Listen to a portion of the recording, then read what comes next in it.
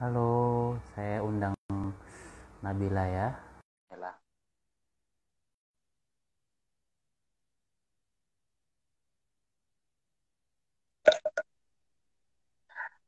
Nabila, Halo, akhirnya ya. data Akhirnya tapi kita di menempuh tempatku jalan kamu ini.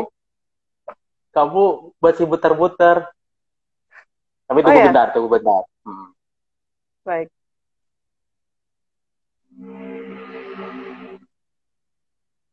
Halo, teman-teman. Apakah sudah jelas? Aduh, gimana ini? Aku masih freeze. Atau gimana? Penampakannya di Masih sini. freeze. Di Ya tempatku Allah. kamu freeze.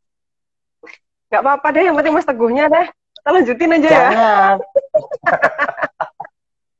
Tapi Malah ya, aku kayak ya podcast no Allah. yo. Aduh. Iya, iya. Dikit ya. Yalah. Kita Aduh, udah, ini internet luar biasa loh. kita, Mm-mm. Iya, Bella, kamu dari suaraku nggak? Malah Bella nggak kedengeran suaranya. Oh, Bella kedengeran sekarang. oke? Wajahmu Udah kelihatan? kelihatan. Oke, Udah, udah. baik, baik. Emang harus Gimana kabarnya menunggu Mas Teguh? jeda untuk Alhamdulillah sehat. Menunggu jeda untuk keberuntungan. Dan aku minum dulu. Aku Oke, deg-degan baik, masuk. baik. Tapi enaknya tuh sebenarnya bintang tamu apa kok bintang tamu ya, narasumbernya tuh emang enak di atas biar nggak Oh ketutup gitu. sama komentar, sebenarnya gitu gak sih? Oh, nggak tahu juga. Aku nggak pernah kayak gitu. Tapi Oke. jadi deg-degan. Ayo Aida, halo Aida. Oke, teman-teman. Jadi hari ini Paramor membaca live kembali, sorry, live kembali yang ini live yang ke-10 bersama apa sih Mas, asisten editor ya, apa sih kalau ini ya Ya, asisten editor di bidang sastra Gramedia Pustaka Utama. tuh. Oke, hmm, Mas Teguh udah berapa lama ya jadi editor ya, editor profesional? Sebelum di GPU di mana tuh? Profesional. Aku 2016 tuh hijrah dari Jogja ke Jakarta dan langsung jadi editor di salah satu penerbit di Jakarta 2016 sampai 2018. Baru 2018 aku gabung ke Gramedia Pustaka Utama. Jadi aku di GPU Oh, udah 2 tahun, dua ya hampir tahun. 2 tahun di langsung masuk ke bidang sastra sebagai asisten Sebelumnya juga editor. sastra juga yang Begitu. dikerjain. Eh beberapa sastra saya emang waktu sebelum di penerbit sebelumnya saya mengerjakan sastra dan novel-novel lokal. Jadi ada bukunya Pak Budi Dharma, ada bukunya Mas Seno, ada bukunya Pak Kunto, ada bukunya Nah, Pak Bondan, ada beberapa novel lokal lain itu sih. Jadi tidak kalau di penerbit sebelumnya tidak khusus sastra tapi lebih ke novel lokal. Jadi novel lokal dan novel mana saya bagian di novel lokal oke. gitu. Jadi setiap ini ya, setiap kantor itu punya penamaan bidang Betul, yang beda-beda ya. betul. Ya penerbit punya segmentasi yang beda-beda. Mbak Weda, Mbak Weda. Aku pengen nanya-nanya dulu soal dapur editorial, Mas. Sebenarnya Aduh, mengapa sih? Kenapa penulis itu butuh editor? karena terima kasih ini Arius siapa ini yang baca ditanya Mas Teguh. Terima kasih semoga bagus ya deg-degan gue kalau diketahui editornya aku. Enggak, karena eh, penulis itu pasti merasa tulisannya itu paling bagus. Oh, Merasa tulisannya itu sempurna, merasa tulisannya itu tidak ada celah sampai satu pun. Jadi halaman satu sampai halaman belakang pasti merasa tulisannya paling sempurna. Nah, editor itu yang menjadi kawan baik penulis untuk mengetahui mana sih bagian-bagian yang sekiranya itu lolos dari mata penulis. Misal ada beberapa yang uh, salah logika, kemudian ada bagian-bagian yang mungkin penempatannya itu kurang pas kalau di bagian ini, sebagian di bagian ini. Nah itu kawan baik diskusinya itu editor. Dan juga sebenarnya kalau aku pahami diriku sendiri ya, editor itu yang menempatkan bridging, jembatan antara penulis dan pembaca. Jadi kadang-kadang kan nikmat harapannya penulis itu A, tapi kadang-kadang tidak sampai ke pembaca. Maka editor yang memberi saran kalau pembaca itu sepertinya ini. Jadi istilahnya mengenakan. Nah itu sih. Jadi lebih ke kayak kawan sih sebenarnya editor sama penulis itu tidak. Mbak Weda. Enaknya di apa itu? Di penerbit mayor gitu mungkin penulisnya udah bagus-bagus kali ya Mas ya. Terus apa ya tantangan editor kalau di penerbit mayor tuh kayak gimana? Sepertinya sama semua sih ya, tantangan editor itu. Mau mayor, mau besar, mau kecil gitu ya, mau mayor atau indie. Sebenarnya tidak mau menebalkan garis antara mayor dan indie ya, karena nanti saya terlibat konflik kepentingan, jadi saya tidak mau itu. Tapi lebih kalau tantangan editor pasti komunikasi dengan penulis itu yang setiap penulis punya gaya-gaya komunikasi sendiri. Komunikasi dengan penulis A pasti beda dengan komunikasi dengan penulis B. Ada yang penulis A yang tidak mau diubah satupun gitu misalkan. Jadi kita harus menyesuaikan itu kan. Dan yang pasti kan bukan masalah dia benar atau enggaknya, tapi kan reasonnya gitu. Misalkan dia menggunakan kata ini. Misalkan kalau Mas Seno itu saya ingat banget ketika dia menulis rezeki itu pakai rezeki gitu ya, pakai C, pakai jerapah gitu ya. Saya tanya Mas kenapa pakai ini? Oh dia menjelaskan ini. Oh jadi kita tahu reasonnya kenapa dia menggunakan kata ini. Terus kalau pengalaman jadi proofreadernya Pak Sapardi misalkan, Pak Sapardi itu kesana dan kemarinya dipisah. Jadi ke spasi sana, ke spasi mari. Kan itu dalam tanda kutip kan ini kan agak aneh Pak. Kan kemari itu mari itu bukan kata tempat gitu kan. Tapi Pak Sapardi bilang bahwa itu mari itu seperti bahasa Betawi ya. Di mari gitu. Jadi pasti ada reason setiap itu. Jadi itu yang harus kita perhatikan. Dan misalnya penulis baru pun kita tidak langsung menyalahkan atau apa, tapi kita harus tanya reasonnya kenapa itu biar kan karya penulis kan tetap hak ciptanya, kuasanya kan masih di penulis, editor kan cuma membantu. Tadi Mas Teguh nyebutin ada proofreader, jadi sebenarnya kalau di proses penyuntingan tuh ada siapa aja sih? Editor, proofreader, ada siapa aja? Enggak sih kalau penulis paling editor, kemudian proofreader. Kalau misalkan dari buku mentah sampai buku lahir, naskah mentah sampai menjadi buku itu banyak sih. Ada editor, ada proofreader, ada editor, nanti kemudian ada layout, cover, desain cover, sampai seperti itu sih kebanyakan. Tapi kalau misalkan untuk ngurusin naskah paling ya dibantu sama proofreader, nanti kemudian koreksi tiktokan sama penulis. Gitu. Ini tadi ada pertanyaan bagus nih nyambung sama yang aku pikirin ini. Mas Teguh ceritain dong pengalaman sama penulis yang keras kepala itu. Gimana caranya meyakinkan mereka? Jahat banget deh, kamu pertanyaannya menakutkan Mbak Weda. Enggak, Mbak Weda itu teman kantor. Mbak Weda itu di bagian media internasional.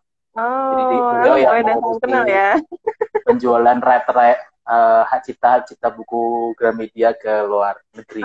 Termasuk kayak bukunya Mbak Ratih yang diterjemahin gitu sama Jenar. Iya, kayaknya ya. Nah, kalau keras kepala sebenarnya tidak bisa dibilang itu keras kepala. Sebentar lagi akan ada suara ondel-ondel lewat kosku. Jadi mohon maaf kalau ada OST-nya ya. Next time. jadi setiap penulis itu bukan keras kepala yang kita nggak bisa goyah gitu nggak sih, tapi kayak pertahankan pendapatnya gitu. Misalkan tadi kayak Mas Seno itu bilang dia harus pakai ini karena ada ini. Jadi kalau Mas Seno itu kalau kita tanya, kalau saya pernah tanya gitu ya, Mas kenapa pakai ini, nanti saya akan dapat kuliah panjang 1 SKS tentang asal asal mula satu kata itu. Jadi sebenarnya saya pengen dapat kuliahnya kalau tanya seperti itu gitu. Gitu sih. BTW Tapi founder sebenarnya kita Mbak Ifah nih ini apa mahasiswanya Mas Seno di Pasca UI. IKJ. Iya di sastra. Oh, ya ya. Iya. Oh, ya ya ya. Aduh, Oke. deg-degan malah. Oke, lanjut lanjut. Ya, ya. Tapi ya itu karena kan kalau di sastra kan kita kenal namanya lisensia poetika. Jadi setiap penulis itu punya hak prerogatif untuk menggunakan kata gitu. Jadi kadang-kadang makanya kalau di bidang saya di kantor itu bahwa kita kadang-kadang melepaskan diri dari kebakuan KBBI. Dan karena uh, ada beberapa kata kan kalau kita semiotika kan kadang-kadang kata itu mengandung rasa kan. Jadi kalau rasanya itu kurang pas akan aneh itu kalau dipaksakan untuk menyesuaikan KBBI. Nah itu sebenarnya itu bisa didiskusikan lagi sih karena akan panjang urusannya kalau ngomong itu. Anak teknik ngomongin semiotika loh. Ya apa ya? Ya gimana ya? Ya gimana ya? Sudah tuntutan ya. Kalau yang ini Mas, yang paling berkesan gitu kerja bareng sama penulis siapa gitu yang paling berkesan? Sebenarnya semuanya berkesan. Okay. Apa Bella? Karena ya tapi setiap naskah, setiap penulis tuh punya gaya pendekatannya masing-masing. Kan? Kita tidak bisa menggunakan gaya komunikasi penulis A ketika kita berhadapan dengan penulis B. Makanya kalau kita bilang naskah itu benda mati, enggak, karena itu ada hubungannya dengan penulis. Kan? Jadi kita harus pendekatannya itu beda-beda, tidak bisa sama. Makanya semuanya punya pengalaman yang memberi pelajaran yang tidak sama juga. Makanya tidak bisa dibilang bahwa satu yang paling berkesan, satu tidak berkesan. Semuanya berkesan. Nah, aku yang paling deg-degan itu ya, ini bukan paling berkesan, tapi yang paling deg-degan itu adalah ketika saya jadi tim editornya Naga Bumi 3, Mas Seno. Naga Bumi 3 itu ada 1.500 halaman. 1.500 halaman, dan itu untung saya nggak sendiri ya. Kalau kau sendiri, aku pasti mataku udah melotot keluar. Oh, sebentar ada paket, Kak. Ya, Mas, sebentar. Oke, kita terjeda sebentar. Teman-teman nanti yang nanya atau komentar dan terpilih nanti akan kita kasih gift buat 2 orang, yaitu kopi Robusta, kopi Papupa. Kembali bersama Messi. Aku barusan pengumuman buat teman-teman yang mau nanya ntar atau komentar gitu. Ada gift dari pembaca di sponsori sama. Iya. Udah dia. Oke. Aku mau ini deh. Aku mau pamer buku yang sedang ku beli. Baik. Oh, langsung unboxing nih. Iya. Pertama Yoko Ogawa. Ini Yoko. Ini buku bekas sih, Yoko Ogawa. Ini bagus banget. Ini penulis Jepang yang perlu dibaca karena bagus banget. Karena langka apa gimana, Mas? Beli? Enggak, bukan langka sih. Karena ya lebih murah di buku bekas daripada buku asli.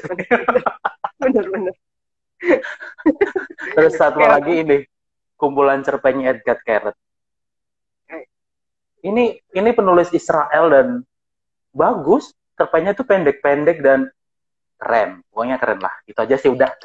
Karena ada pos nyampe. Gila loh, kita banyak iklannya loh. Nggak apa-apa. Apa sih Mas yang dicari ya di kebanyakan penerbit? Apa naskah kayak gimana yang dicari atau dipilih oleh editor tuh? Yang kayak gimana, kriteria kayak apa gitu? Topiknya atau gaya berkisahnya atau gimana? Sebenarnya kalau aku bicara dari awal bahwa sebenarnya semua naskah itu punya pasarnya sendiri-sendiri. Jadi tidak bisa dibilang bahwa naskah ini kalau terbit tidak akan ada pembaca, enggak. Jadi semua naskah pasti akan ada pembacanya. Tetapi pasti ada kriteria-kriteria yang misalkan penerbit ini akan loloskan atau penerbit itu tidak loloskan. Itu sangat tergantung pada penerbit masing-masing. Nah, tapi kalau di desk kami di sastra yang paling utama, bukan yang paling utama sih, salah satu kriteria penting menurut yang kami perhatikan itu adalah cara bercerita. Kalau itu novel atau cerpen ya. Iya, iya, iya. Kemudian bukan kebaruan sih, tema-tema yang baru, kemudian suara-suara marginal yang mungkin tidak ditemukan di lain, nah itu yang kita coba amplifikasi. Itu sih. Tapi sebenarnya aku sendiri percaya semua naskah itu baik dan akan menemukan pembacanya sendiri-sendiri. Jadi kalau intinya kita proper fit and proper testnya ke penerbit itu bagaimana? Kalau naskah ini kira-kira cocok di penerbit A, tawarin aja kalau sana. Kalau misalkan kira-kira ketika aku membandingkan naskahku dengan buku-buku yang diterbitin sama penerbit itu kayaknya cocok deh. Oh berarti kita harus coba itu. Karena itu semua naskah itu akan menemukan bacanya masing-masing. Cuma nanti ketika udah masuk editorial pasti akan ada masukan dari masukan dari editor, kemudian hal-hal yang sebenarnya harus ditajamkan, hal-hal yang harus digarisbawahi untuk membuat buku itu lebih dibandingkan sebelumnya. Gitu.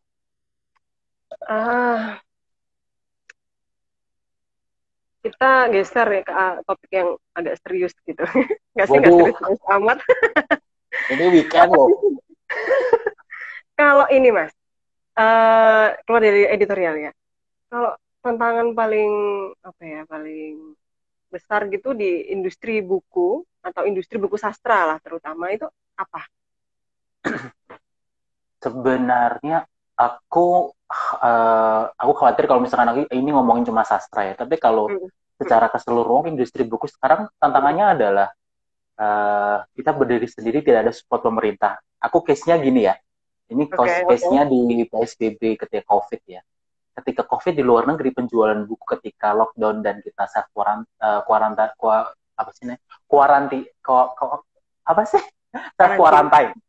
karantina pribadi. Astaga, aku nyari bahasa Indonesia sendiri. Karantina mandiri. Karantina mandiri ya. Selama karantina mandiri itu orang-orang pada beli buku. Iya. Orang-orang pada beli buku karena merasa di rumah punya waktu banyak untuk membaca gitu. Jadi kita enggak gitu. Jadi, anjlok gitu. Jadi kan padahal kalau kita case-nya di luar negeri ya. Terus ketika udah mulai dilonggarkan gitu ya, orang-orang berbondong-bondong toko buku gitu. Jadi kenapa kita enggak? Karena memang kita mungkin buku itu bukan menjadi pokok pembelian pertama gitu. Masih kayak kebutuhan tersier atau bahkan kebutuhan yang hiburan gitu. Jadi kayak ya ntar dulu deh gitu. Tapi kalau ketika saya PSBB ini di rumah aja, kayak jadi menemukan masih banyak buku yang belum saya selesaikan ternyata. Oke. Gitu. Kalau di Indonesia nih Mas, kita kan punya banyak penulis novel perempuan ya. Sastra perempuan itu udah bernama kayak yang dulu ya N. Hadini, terus Mbak Laila Peri gitu-gitu ya. Pak Igu Tami, di Laksmi Mamuncam, banyak banget lah gitu. Apa kekuatan dari penulis sastra perempuan Mas yang khas gitu menurut Mas? Kalau aku mau cerita awalnya dari bagaimana aku berinteraksi dengan prosa perempuan ya, bukan prosa perempuan, prosa bukan ada gendernya, maksudnya prosa karya penulis perempuan. Aku baca N. Hadini itu waktu SMP, Nabila. Waktu itu aku nggak kenal bahwa itu N. Hadini. Jadi saya hanya namun gimana? Di perpus sekolah apa di mana tuh? Di perpus sekolah itu saya baca Sebuah Lorong di Kotaku. Sebuah Lorong di Kotaku ya. Sebuah Lorong di Kotaku itu salah satu judul di seri kenangan N. Hadini. Tadi itu punya seri kenangan yang banyak banget dari N. Hadini kecil sampai N. Hadini dewasa. Nah, di salah satu itu novel yang tipis sekali, mungkin tidak lebih dari 100 halaman, tipis banget. Itu novel yang indah sekali. N. Hadini perempuan kecil yang sudah bisa membedakan mana yang dia memperkaca ketika kakak perempuannya menikah, dia merasa kenapa kakaknya berubah, kemudian bagaimana perbedaan kelas yang diamati oleh N. Hadini kecil itu berefek besar nantinya di kisah-kisah selanjutnya. Nah itu N. Hadini. Dan luar biasanya ketika saya baca lagi ketika kuliah, ketika saya tahu bahwa itu adalah karya N. Hadini, ternyata N. Hadini itu banyak sekali karya yang bagus gitu. Misalkan, aku sebut aja ya, Pada Sebuah Kapal. Ini aku nyiapin, karena aku tahu kamu kan bertanya itu. Baiklah. Oke. Jadi pada sebuah kapal misalnya, ini pada sebuah kapal itu menurut saya novel yang NHD ini yang sangat spektakuler, kayak mengguncang gitu ya. Karena emang dia waktu itu tahun 70-an, NHD ini sudah bicara bagaimana perempuan bisa memilih dirinya sendiri, perempuan bisa menentukan uh, hidupnya mau dibawa kemana ketika suaminya melakukan kekerasan seksual, kekerasan fisik di rumah tangganya gitu. Jadi dia mampu aku perempuan harus speak up gitu. Itu yang menurutku sekarang ketika sekarang sih waktu udah mulai kuliah aku baca itu keren banget. Nah, kenapa penulis perempuan itu menarik diamati? Karena penulis perempuan itu punya perspektif yang baru dan segar loh. Okay. Misalkan gini, aku kasih contoh misalkan kalau kayak sebuah penulis pernah menulis tentang sosok ibu ya. Mau penulis laki-laki, mau penulis perempuan, mau di puisi, mau di prosa, maupun cerpen atau novel, itu pasti penulis laki-lakinya itu pernah atau pasti pernah menuliskan sosok ibu. Tetapi ketika sosok ibu itu dituliskan oleh perempuan itu luar biasa bagus gitu. Dan itu harus sudut pandang yang bagus. Aku kasih contoh ya. Ini contoh yang simpel aja. Di puisinya Mbak Cinta Haryadi, di ini anak ibu mendulang anak berlari itu ada satu kalimat yang menurutku itu hanya bisa diciptakan oleh perempuan. Nah, kalimatnya itu seperti ini. Di puisi judulnya Kelahiran, ibunya Mbak Cinta itu bilang gini, ibuku melahirkanku sebagai seorang anak, anakku melahirkanku sebagai seorang ibu.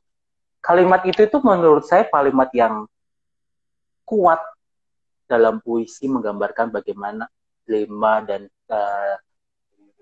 kayak problematika perempuan gitu. Dan juga kan sekarang aku laki-laki, aku mau bicara tentang kayak merasa gak sih sastra kita itu terlalu maskulin. Oke. Tidak melulu harus bicara bagaimana perspektif gender untuk membaca sastra ya, tapi aku ambil case-nya gini.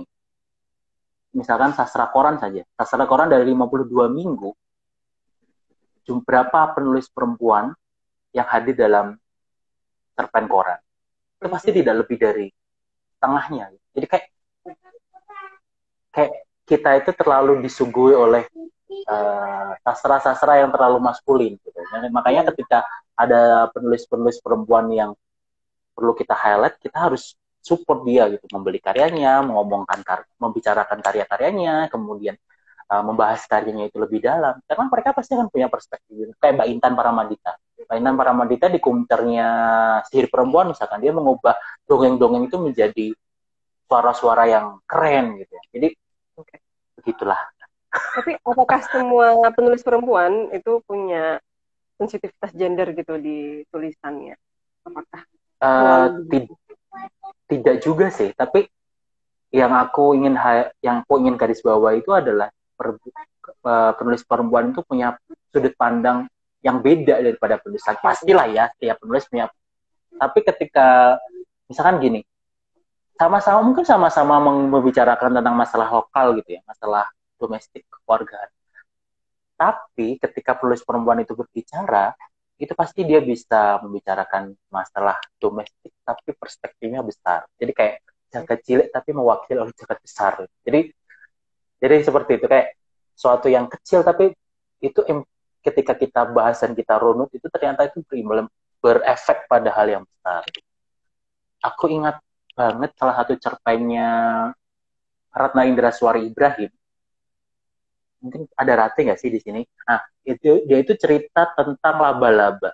Jadi dia cerita tentang laba-laba yang bikin sarang di salah satu pojok rumahnya. Mungkin itu terlihat sepele, terlihat sangat domestik, terlihat sangat kecil gitu ya.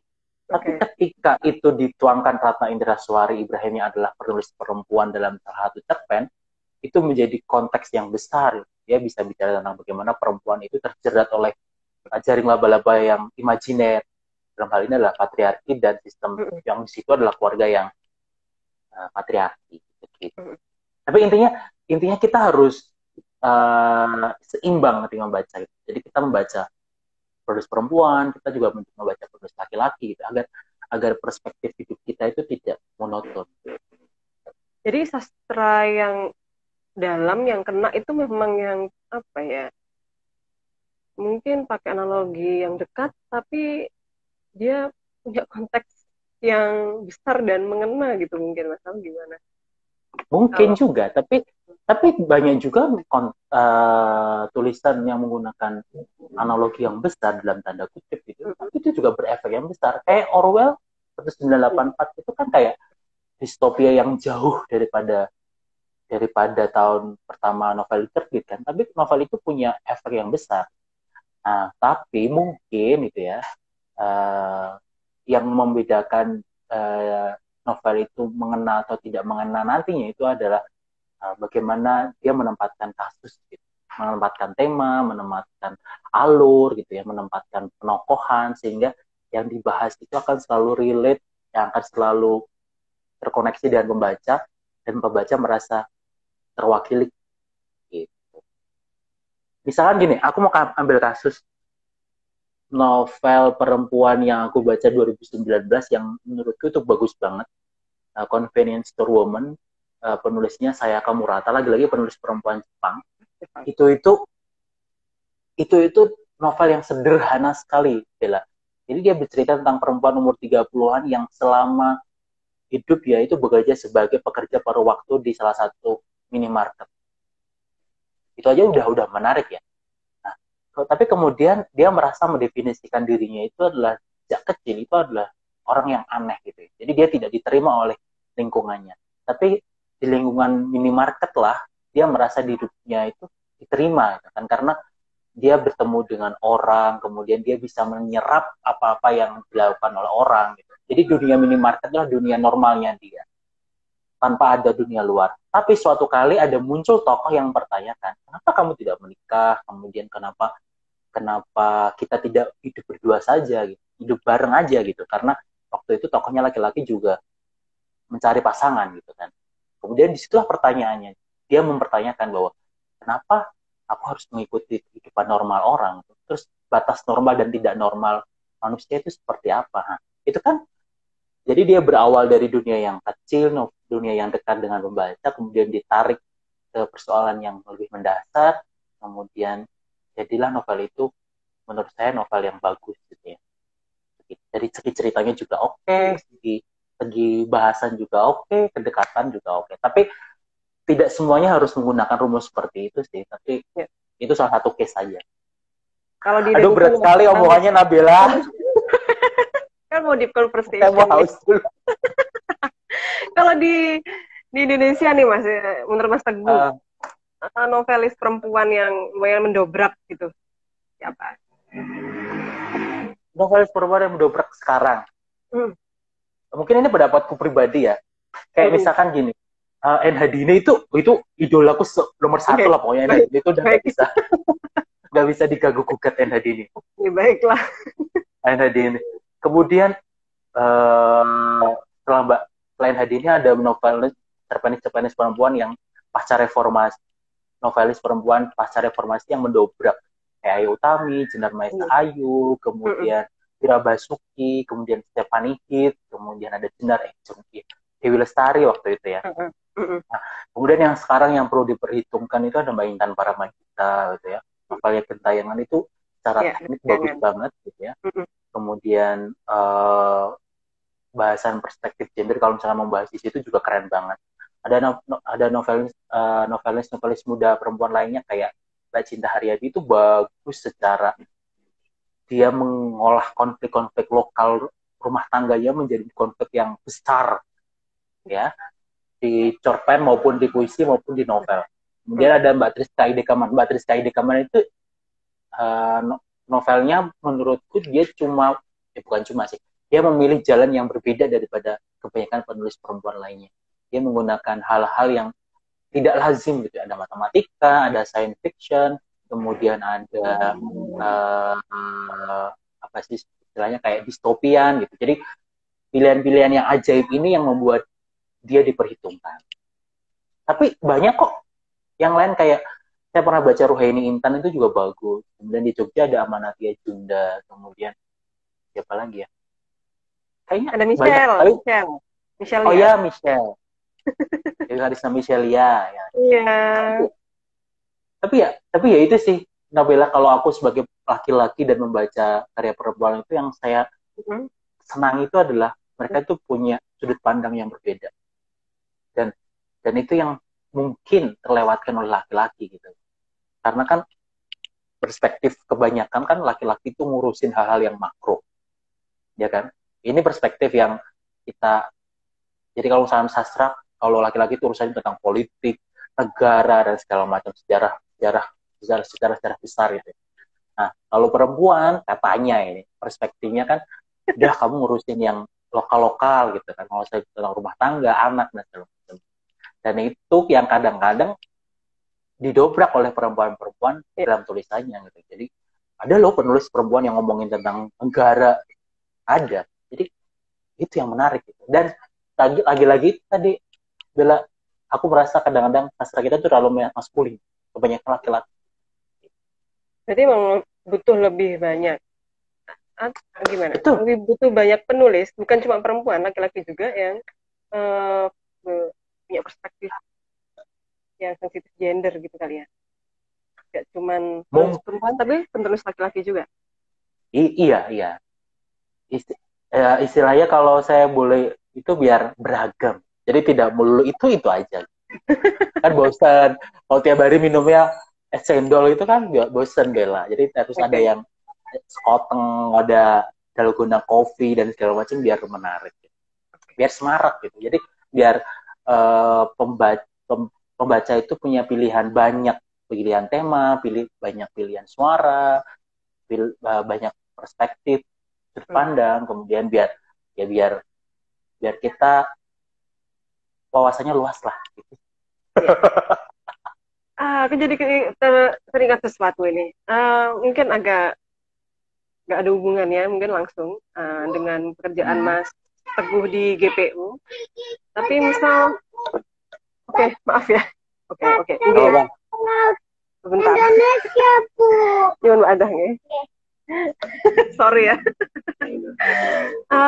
Kalau pasca reformasi ini ya, pasca reformasi itu yang juga muncul adalah misal novel-novel religi yang nggak mungkin itu muncul sebelum reformasi. Aku dengar nih dari temen di UGM dulu, sebenarnya Mas Teguh kan juga aktif di JS segala macam gitu. Dan mungkin kamu tahu? Iya, dia kaget. Oh, dia di GPU sekarang. Ada temen sekelas. Wow. Siapa itu? Aku mencurigakan nih. Mafita. Oh, Mafita Duyanti. Iya, itu teman sekelas aku. Kita senyumnya atas bawah gitu. Oke, baiklah.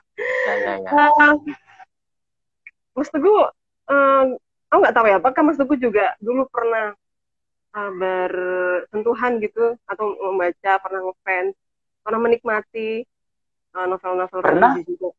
Pernah saya menikmati. Jadi aku tuh masih ingat banget bacaan-bacaanku yang aku baca selama SMP dan SMA. SMP aku tuh bacain Hadini sama Hamzah Terang Putih. Dua itu yang aku kenal. Cuma dua, ya walaupun kelihatan banget ya sekolahnya di desa, nggak ada buku. Tapi SMA aku hampir kayak nggak membaca lain kecuali tugas bahasa Indonesia. Nah, aku ingat banget kelas 2 SMA itu aku membaca beberapa novel. Ada Sorry Siregar, ada Herlina Tims, ada Hamka, Tenggelamnya Kapal Van der Wijk, kemudian ada ini yang paling ingin kamu baca, Habibur Rahman, Ayat-Ayat Cinta. Waktu itu meledak banget tahun itu ya. Ayat-Ayat Cinta. Kemudian saya juga kenal Anida. Anida itu ada Elvitiana Rosa dan kawan-kawannya itu. Jadi aku cukup kenal beberapa novel-novel religi itu. Bahkan aku juga pernah nulis cerpen di Republika. Astaga. Orang-orang kayak gini aku nulis cerpen di Republika. Malu. Begitu. Tapi itu ya sebagai bacaan, aku nggak mau, aku khawatir keliru sih kalau ngomongin novel religi. Itu kayak bagian dari kebebasan berekspresi sih. Jadi ketika pasca reformasi kan muncul ada gerak kayak sastra-sastra yang dibilang sastra-sastra selangkangan. Meskipun saya tidak mau mengambil itu ya, tapi muncul gerakan novel cerpenis-cerpenis perempuan yang selama ini tidak punya suara, bersuara. Kemudian juga ada kelompok kanan gitu kan ya, kayak novel gelombang novel religi yang meledak gitu. Ada cinta, kita cinta bertasbih, kemudian ada uh, penggabungan antara frase Islami dan cinta. Iya. Syahadat Religi romantis cinta. apa sih? Iya, pokoknya itulah ya. Waktu itu kan Iya. meledak sekali kan, mau yang pokoknya setelah Kang Abi keluar itu kemudian muncul. Gitu. Tapi ya itu kayak bagian dari kebebasan mereka menulis ya. Jadi orang-orang yang selama sebelum reformasi terungkap identitasnya, khawatir kenapa-kenapa, akhirnya berekspresi bebas lewat novel. Itu bagian dari, nggak apa-apa juga sih, aku juga tidak anti dengan mereka kok. Ya. Dan aku membaca mereka. Kalau Mas Teguh dari awal memang lebih tertarik buat ini ya, ke sastra-sastra yang lebih umum gitu ya? Tertarik mungkin sih ya, karena ketika aku memutuskan untuk belajar menulis sastra, itu patokan, mungkin aku cerita ini dulu deh. Jadi dulu aku itu tahun pertama kuliah itu nggak pernah tertarik dengan sastra sama sekali. Suatu kali temanku ngasih buku judulnya Pistol Perdamaian, kumpulan cerpen Kompas pilihan tahun 96 yang menang Kunto Wijoyo. Dari itu saya kenal salah satu penulis yang di cerpen itu begitu indah sekali, Mas Yono Gumira Aji Dharma. Di situ kalau nggak salah nulis doa sebelum tidur ya. Aku lupa cerpennya. Tapi di situ saya tahu, oh ternyata cerpen ada loh tulisan pendek, indah, tapi gaungnya itu nggak hilang sampai aku nutup buku itu. Gitu. Sejak itu aku membaca banyak cerpen, banyak penulis yang bermula dari buku itu. Saya kenal Budi Dharma, kenal Seno Gumira Aji Dharma, kenal Pak Kunto, kenal Umar Khayyam, yang itu kayak membuat hasanah. Kayak perspektifku membaca itu lagi lebih luas gitu.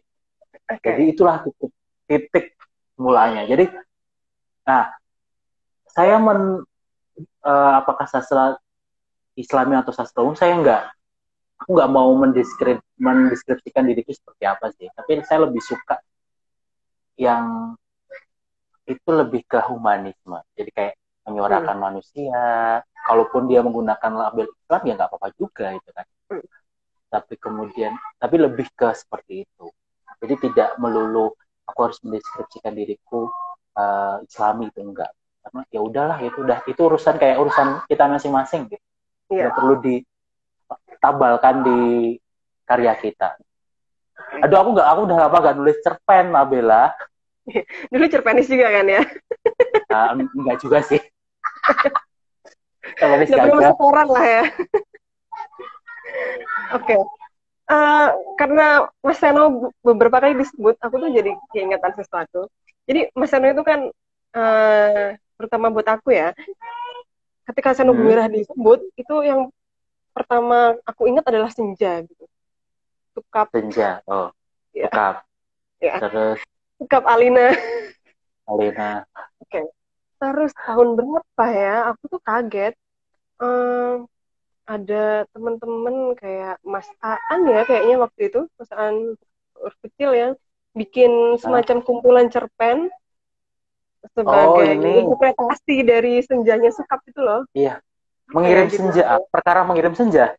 Aku lupa. Sampulnya biru kalau nggak salah. Iya. Dan itu gimana? Itu menurut luar biasa banget kan, ketika senja menjadi hits populer gitu ya, dan dimaknai oleh banyak orang, dan kemudian ada sekelompok penulis muda yang berusaha menginterpretasikan secara mandiri gitu sendiri, jadi kumpulan cerpen. Kemudian aku nggak tahu ya, ini perspektifku sebagai orang awam aja ya, dan aku tuh kaget, justru jadi si Bone itu kecewa ketika Mas Seno itu bikin novel senja sendiri, ngomongin Negeri Senja. Negeri Senja. wah ini kemarin udah keren banget menurutku ketika akhirnya Senja itu dimiliki banyak orang dan ternyata Mas Eno ngeluarin versi kebenarannya. Aduh.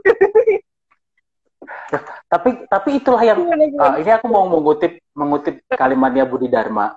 Oke. Kalimatnya Budi Dharma, Bella. Jadi Oke, oke. sastra itu mengandung banyak kemungkinan gitu ya. Jadi kalau tidak Bener. banyak kemungkinan, sastra itu tidak akan dibicarakan. Jadi mungkin pun dengan senja itu mungkin bagi kita hanya perkara matahari tenggelam, warnanya oranye, di ufuk barat. Tapi ketika itu dipandang oleh penulis sastrawan itu bisa menjadi perkara yang besar gitu ya. Jadi kalau kan di negeri senja itu kalau saya tidak salah ingat kan ada cerita bahwa ada negara yang senjanya tidak pernah hilang kan. Iya. Iya. Jadi kan kita harus tahu konteks kapan novel itu ditulis, kemudian hal-hal yang tersembunyikan di novel itu, itu yang menarik untuk dibicarakan dalam sastra. Dan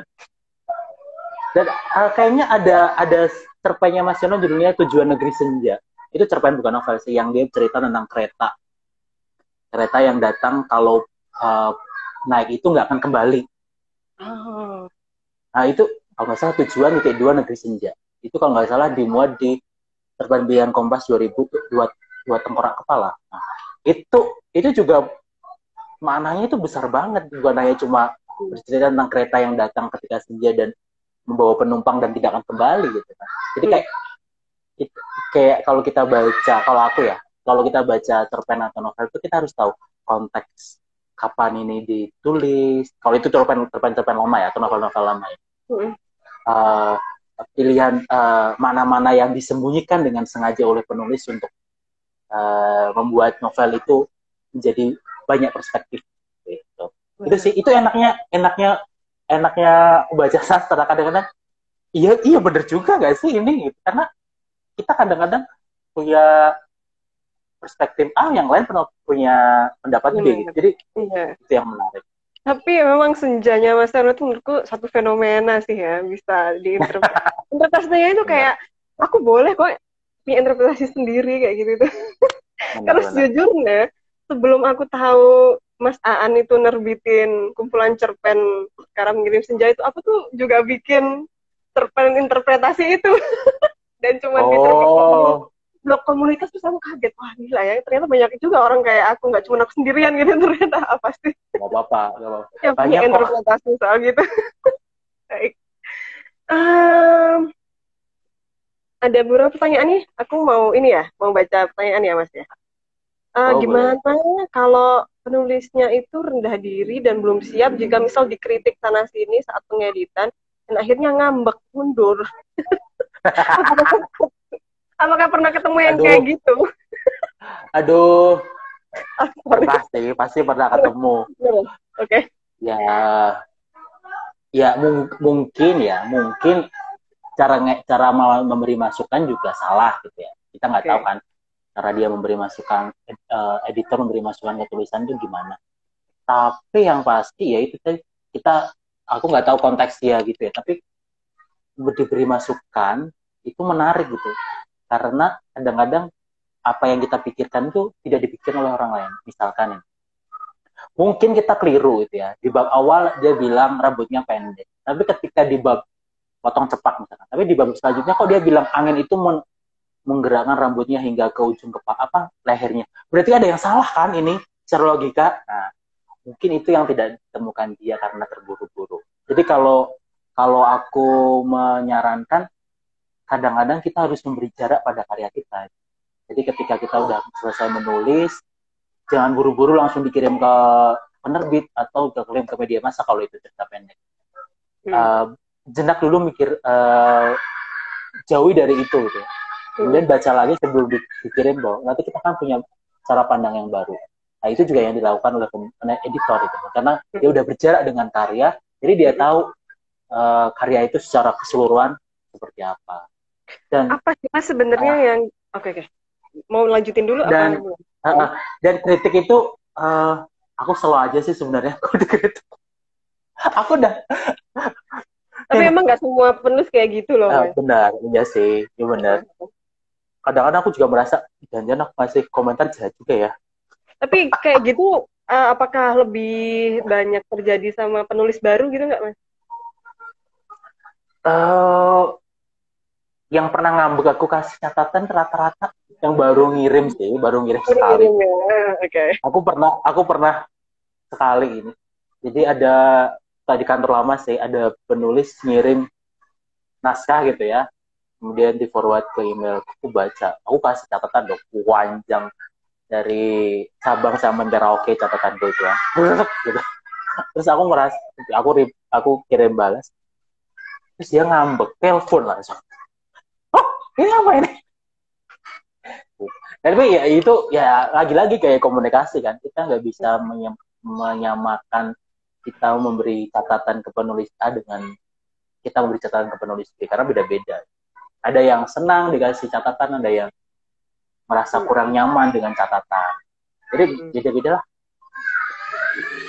Kamu tadi mau nanya apa, Bella? Aku sampai lupa. Tapi ya Mas ya, kalau ini balik sih ke Intapura Editor lagi ya. Apa aja sih sebenarnya penyuntingan tuh apa aja? Kan ada tuh yang misal tadi ya, kayak yang disebutin mendiskusikan satu diksi gitu. Atau juga pakai sampai logika cerita, terus bisa sampai ngerombak cerita segala macam gitu.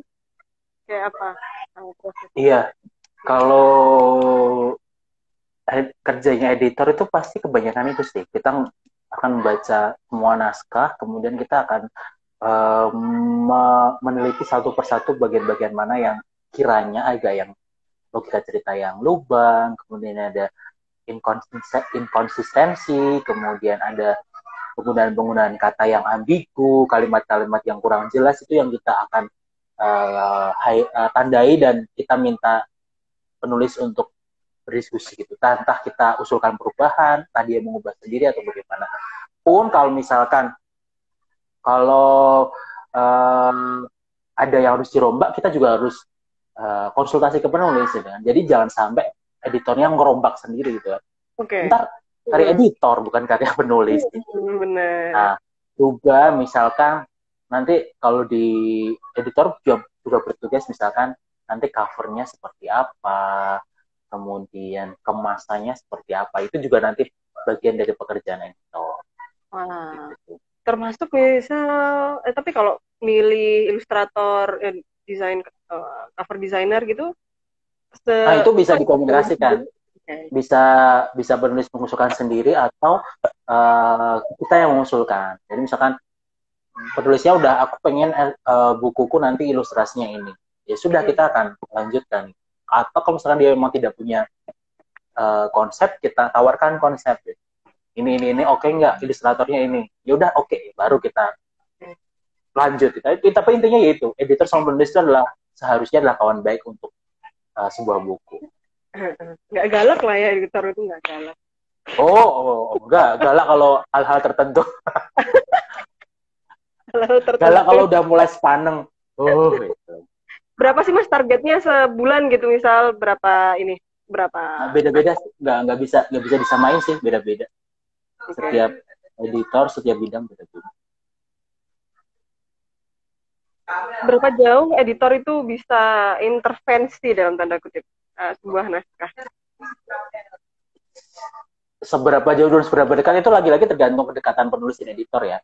Tapi yang pernah aku alami yaitu, tapi aku tidak pernah mengubahnya secara langsung. Aku misalkan ini, ada bagian ini sepertinya itu kayaknya bagian ini tidak terlalu penting deh. Nah, aku usulkan untuk itu diturunkan atau dirombak. Nah, tentu aku harus kasih reason, kasih alasan kenapa ini tidak penting, karena ini cuma sekilas misalkan. Ini kayak nggak hidup lagi karakter ini nanti. Jadi karakter ini tidak perlu. Jadi aku mengasih usulan untuk perombakan atau penghapusan itu juga harus kasih reason. Atau misalkan ini aku pernah ngadepin naskah settingnya catur wulan ya. Settingnya tahun sebelum sistem semester pendidikan. Sistemnya catur wulan. Iya. Dia bilang catur wulan ketiga. Catur wulan ketiga berarti kan dia sekitar bulan berapa itu? April. Catur bulan kan 3 ya, 4. Iya, April kan? Iya, April. Nah, tapi dia udah bilang musim hujan sederas-derasnya gitu. Pokoknya ada missing tempat. Sepertinya ini bukan catur bulan yang seharusnya deh. Gitu. Jadi Oh, aku tanyakan, maksudnya ini apakah ini atau emang salah gitu. Oh iya iya. Dia baca lagi, oh ya seharusnya seperti itu. wow. Jadi seperti itu sih lebih tepatnya. Jeli banget Bukan ya. kita bukan langsung semena-mena mengganti gitu ya. Semena-mena ganti. Misalkan ini salah ganti, enggak. Editor tidak boleh semena-mena juga gitu. Jadi harus Proses tetap pingpong menghargai. kayak gitu bisa berapa lama Mas? Apakah ada deadline-nya memang waktu editing itu berapa lama gitu maksimal, berapa bulan? Itu bisa sebulan, 2 bulan, bisa setahun. Jadi nggak bisa kan. Nah, misalkan sudah selesai diedit saya, misalkan aku udah ngasih koreksi, ngasih beberapa catatan, terus aku balikin ke penulis. Uh, Tergantung penulisnya kan revisinya mau berapa lama, itu udah di tangan penulis. Kembali lagi ke aku, udah oke revisinya, baru dilanjutkan. Jadi itu sangat tergantung penulisnya, tergantung cara kita bekerja. Kalau jadi di Kepek itu kan kalau nggak salah ada bidang sastra, ada bidang fiksi sendiri ya. Kalau fiksi itu memang buat si populer gitu atau gimana? Iya sih, kebanyakan seperti itu. Tapi ya itu cuma kayak bagian-bagian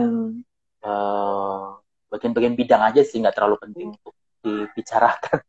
Misal kayak nggak, maksudku aku mau nanya, misal kayak Hmm. tinli apa gitu, beda bidang kan ya? Iya, editornya pasti beda-beda itu. Editor Oke. teen lead, editor romance, editor buku humaniora itu pasti beda-beda. Ya, Beda. semua kan pasti editor punya spesialisasi sendiri-sendiri kan. Kalau editor buku humaniora disuruh ngedit novel pasti jet lag gitu kan ya. Terus sebaliknya kalau misalkan editor novel tiba-tiba disuruh ngedit buku filsafat mungkin bisa, tapi akan lebih cocok kalau itu yang diedit, yang edit adalah editor yang memang spesialis bagian itu. Baik. Jadi biar prima sih bukunya, biar buku ketika hadir ke pembaca itu prima ya. Nah, ini kaitannya ada yang nanya, misal penulisan huruf miring, kadang yang tidak diatur di PUEBI, bagaimana cara Mas Teguh berintuisi agar naskah Berisi agar tetap rapi? Makanya kalau guys bro itu kan nggak ada tuh di naskah sastra, ya nggak sih? Karena kan lebih ya biasanya kalau ya kan, hampir ya nggak kan. ada, Nah, itu loh maksudku tuh hampir kayak nggak gitu. ada.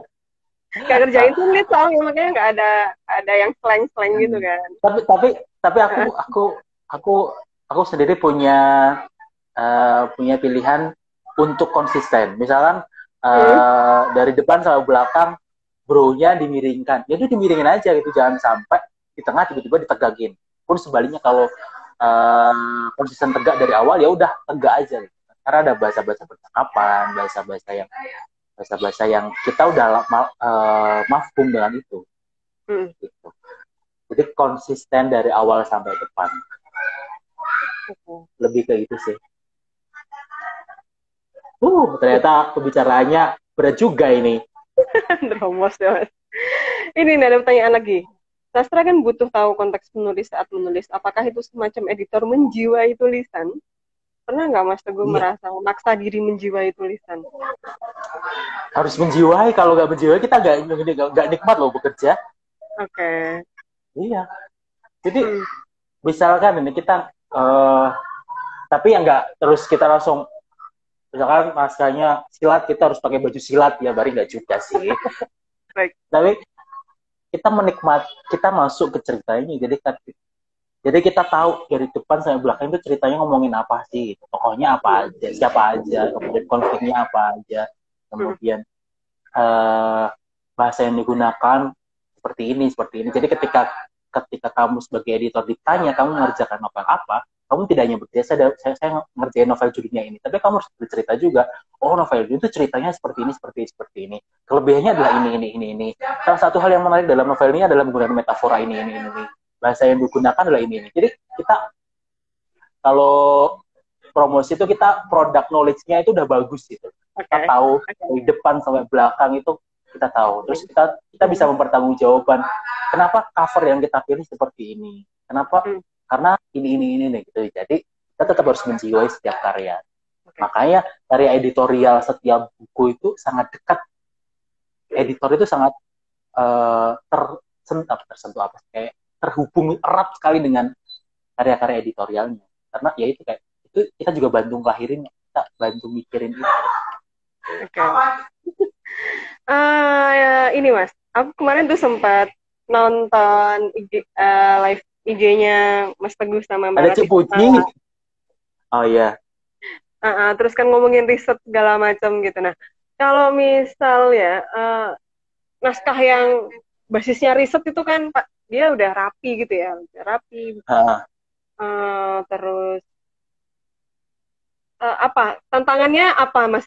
Pasti kan nggak ada nggak tahu ya. Apakah tetap ditemukan bolong logika atau apa gitu kalau yang naskah basisnya riset gitu? Sebenarnya semua naskah itu hasil riset sih, Bella. Ya. Jadi tidak ada naskah yang muncul dari Ya. langit mensublimasi udara menjadi naskah, enggak sih. Itu harus ada riset sih. Seberapa kecil dan seberapa besar risetnya itu kan tergantung penulisnya. Ya.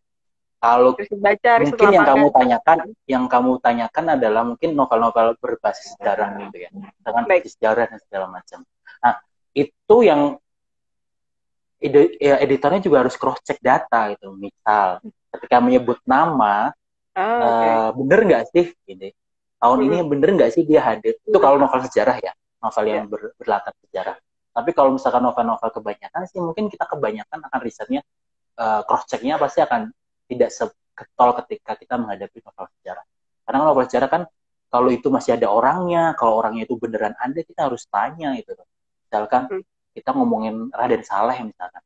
Ternyata Raden Saleh itu seperti ini. Beda sama yang dinovelkan. Nah, itu kita harus tektokan seberapa mau mirip dengan novel tokoh aslinya gitu. Kalau itu mau fiksi sejarah.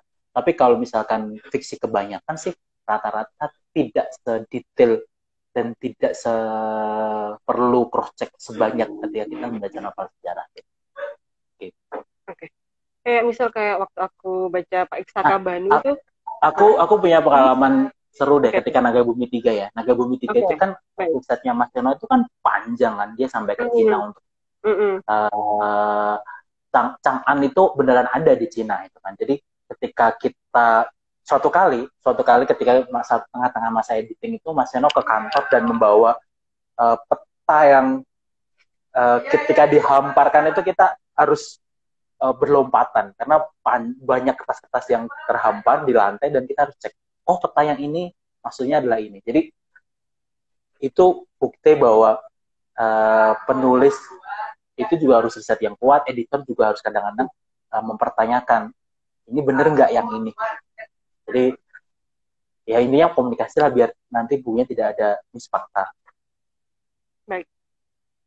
Pernah nggak sih Mas ada gimana ya? Ya, pasti ya kan menurutku ya tulis baru itu kan sering bereksperimen dengan teknik-teknik penulis yang baru. Tantangannya kayak apa tuh misal yang pernah dihadapi? Penulis baru ya? Iya, penulis baru dengan teknik penulis yang nggak tahu mungkin otentik gitu atau gimana? Oh, aku cerita tentang Cadel ya. Cadel itu novel terbarunya Triska Ide Taman. Itu novel lipogram yang tidak ada huruf E-nya sama sekali. Wow. Tinggal 28 detik. Oh ya, oke. Kita nanti akan nyambung lagi ya. Ya. Oh gitu. Gak apa-apa. Oh, mau extend berapa menit? Ya lama-lama, ntar asar. Baik. Mau jamaah di masjid. Kagak sih. Enggak ya, masih belum boleh ya. Berarti kita berhenti dulu ya. Oke.